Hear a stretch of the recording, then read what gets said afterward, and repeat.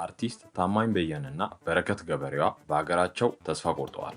24 ሰዓት ኢትዮጵያ እኔ ከተኛው አንድ ነገር ትሆንብኛለች የሚል ስስት ነው የነበረኝ።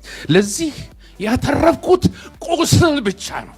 በአንድ ወቅት ደሜን፣ ነፍሴን፣ ኩላሊቴን እሰጣታለሁ ባሏት ሀገራቸው ላይ መልሰው የሽንፈት ቃላቶችን መደርደር ጀምረዋል። ከብልጽግና ጋር የነበራቸው ጋብቻ ከቀን ወደ ቀን ያላማረላቸው ሁለቱ ዝነኞች አገዛዙን መንቀፍ ጀምረዋል። አርቲስት ታማኝ በሀገሩ ተስፋ ያስቆረጠው ዋነኛ ምክንያት ከጠቅላይ ሚኒስትር ዶክተር አብይ ጋር የነበራቸው የመጨረሻ ውይይት እንደሆነ ይነገራል። ይህ ንግግራቸው ምን ይመስላል የሚለውን ይዘነዋል። በቅርቡ በተለያዩ ተደራራቢ ክሶች በእስር የቆየችዋ በረከት ወርቁ አደራ ወይንም በማህበራዊ ድረገጽ ስሟ በረከት ገበሬዋ ከእስር ከተለቀቀች በቀናት ልዩነት ሌላ ክስ ቀርቦባታል። በህገወጥ የነዳጅ ንግድ ላይ ተሰማርታለች ሲል መንግስት ከሷታል። በረከት ገበሬዋም ከቀረበባት ክስ በኋላ በሀገሯ ማዘኗን ገልጻለች። እኔ ላቤን አልነበረም የሰጠውሽ ደሜን ነው፣ ሀገሬ ግን እውነት በጣም አዘንኩብሽ፣ ተቀየምኩሽ፣ አፈርኩብሽ ስትል ስሜቷን ማህበራዊ ድረገጿ ላይ አስፍራለች። ብልጽግና ከኔ ወሰደ እንጂ እኔ ከብልጽግና ወስጄም ተጠቅሜም አላቅም። ከጉልበቴ ሰጠውሽ እንጂ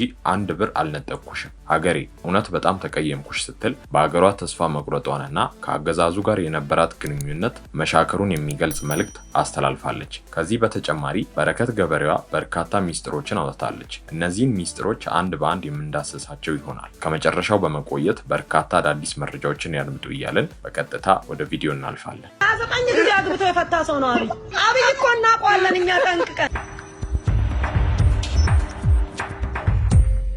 የኢትዮጵያ ነዳጅ አቅራቢ ድርጅት ዋና ዳይሬክተርን እንዲሁም በማህበራዊ ሚዲያ በረከት ገበሬዋ በመባል በቲክቶክ የምትታወቀውን ወይዘሮ በረከት ወርቁን ጨምሮ ሌሎች ግለሰቦች በአገር አቀፍ ደረጃ ለተፈጠረው የነዳጅ እጥረት ምክንያት በሆነ ከባድ የሙስናና የኮንትሮባንድ ወንጀል ተጠርጥረው ክስ ተመስርቶባቸዋል። የፌዴራል ከፍተኛ ፍርድ ቤት ልደታ ምድብ የሙስና ጉዳዮች ወንጀል ችሎት መዝገቡን ተቀብሎ ማየት የጀመረ ሲሆን በአቃቤ ሕግ ክስ ላይ እንደተመላከተው ባለስልጣናቱ የፍርድ አሰጣጥ መመሪያን በመጣስ ከተከሳሽ ወይዘሮ በረከት ወርቁ ጋር በመመሳጠር ከ466,000 ሊትር በላይ ነጭ ናፍጣ ያለምንም ሕጋዊ አግባብ እንድታገኝ አድርገዋል። ተከሳሿ ወይዘሮ በረከትም ከዚህ ቀደምም ለኢንቨስትመንት በሚል ሽፋን በጋምቤላ ክልል ዲማ ከተማ በወጣ የንግድ ፈቃድ ከ100,000 ሊትር በላይ ነዳጅ ከቀጥታ ከጅቡቲ በመውሰድ ምንም አይነት የነዳጅ ማከማቻ ወይንም ዲፖ ሳይኖራት ከ100 ብር በሚበልጥ ዋጋ የተገዛውን ነዳጅ 1200 ብር አካባቢ ለወርቅ አምራቾች በህገወጥ መንገድ መሸጧ በክሱ ላይ በዝርዝር ቀርቧል። የእነዚህ ባለስልጣናትና የግለሰቧ ህገወጥ ድርጊት በመንግስት ሀብት ላይ ከፍተኛ ጉዳት ከማድረስ በላይ በገበያ ላይ ለታየው የነዳጅ እጥረት ዋነኛ ምክንያት መሆኑን ክሱ ያስረዳል።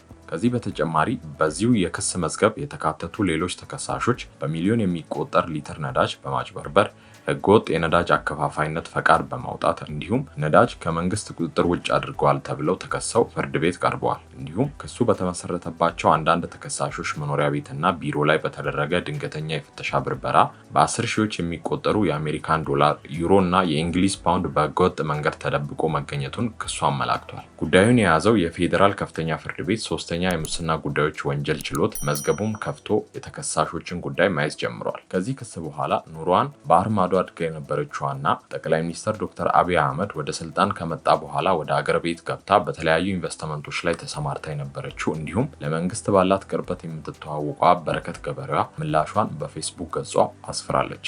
አይ አገሬ፣ እኔ ላቤን አልነበረም የሰጠውሽ ደሜን ነው፣ እውነት አዘንኩብሽ፣ ተቀየምኩሽ፣ አፈርኩብሽ። ከሰለጠነ ከሀብታም ሀገር መጥቼ ድቅድቅ ያለ ጫካ ገባው፣ ዝቅ ብዬ ሰራሁ፣ ለሴቶች ለእህቶቼ ኩራት ሆንኩ፣ 3 ትምህርት ቤት ገንብቼ አቅመ ደካማ ህፃናትን አስተማርኩ፣ ምገባ ማዕከል 55 ሚሊዮን ብር ገንብቼ አረጋውያንን ጦርኩ፣ የፌዴራል ፖሊስ በስራ ላይ እያሉ የተጎዱ አባሎቻቸውን በአቅሜ ደገፍኩ፣ ሀገሬ ስትፈልገኝ አጠገቧ ቆምኩ፣ የቦረና ድርቅ ላይ ነበርኩ፣ የጎፋ መሬት መንሸራተት ተሳትፌያለሁ፣ እናቶችና ህፃናት በነፃ የሚታከሙበት ክሊኒክም ገንብቼ ለምስኪን ወገኖቼ አበርክቻለሁ፣ ምስኪኑ ማህበረሰብ በኑሮ ውድነት እንዳይንገላታ የምችለውን አደረግኩ። ይሄ ውሸት ነው ሀገሬ? እስቲ ልጠይቅሽ፣ ለምን በውሸት ከሰሽኝ?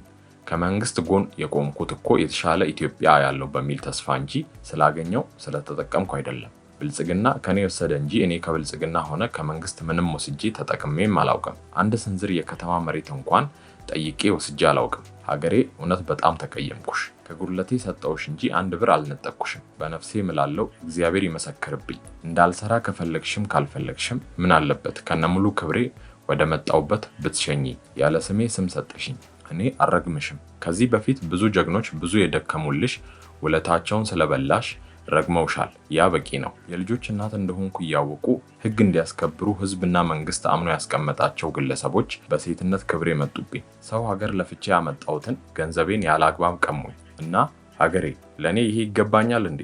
የራሳቸውን የሚዲያ ሰራዊት አዘነቡብኝ። ፍርድ ቤት 14 ጊዜ ቀርቤያለሁ። 7 ጊዜ ዳኞች እንድፈታ አዘዋል።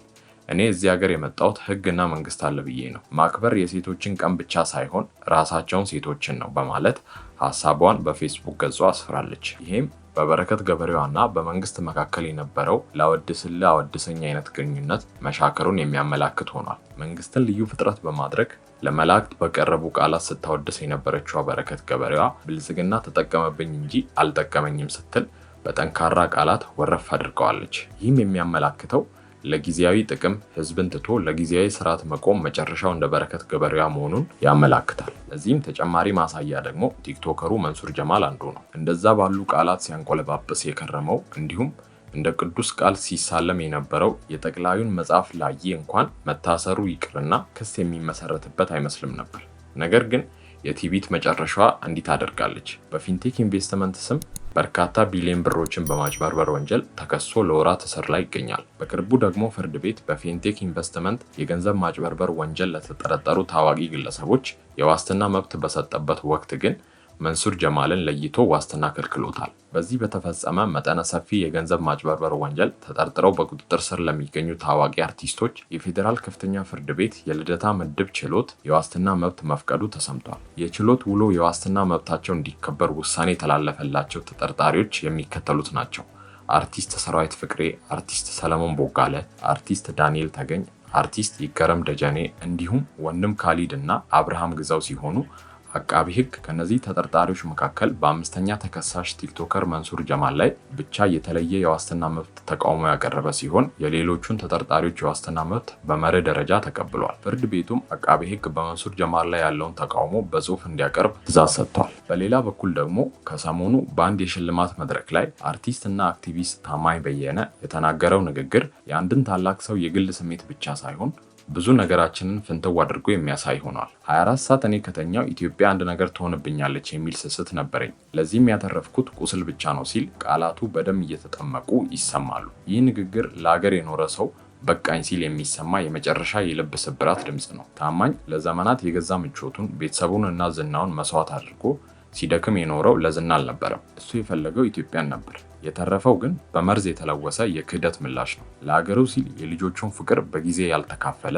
ዛሬ ላይ ቆሞ ቅድሚያ ልጆቼን መውደድ ብቻ ነው ብሎ እንዲያዝን የተገደደው የቆመላት ሀገርና የደከመለት ሕዝብ በባለጌዎች ስድብና በሴረኞች ዘመቻ ልቡን ስላደሙት ነው። ታማኝ ሆይ መከፋትህ የሁላችንም መከፋት ቢሆንም የከፈልከው ዋጋ ግን ከንቱ ሆኖ አይቀርም። አንተ ስለ ኢትዮጵያዊነት የዘመርከው ዜማ፣ ያፈሰስከው እንባህና የደከምክበት ድካም በብዙዎች ልብ ውስጥ የጽናት ዘር ሆኖ ይኖራል ይበቅላልም እያልን የዛሬውን ቪዲዮ እዚህ ጋር እናበቃለን።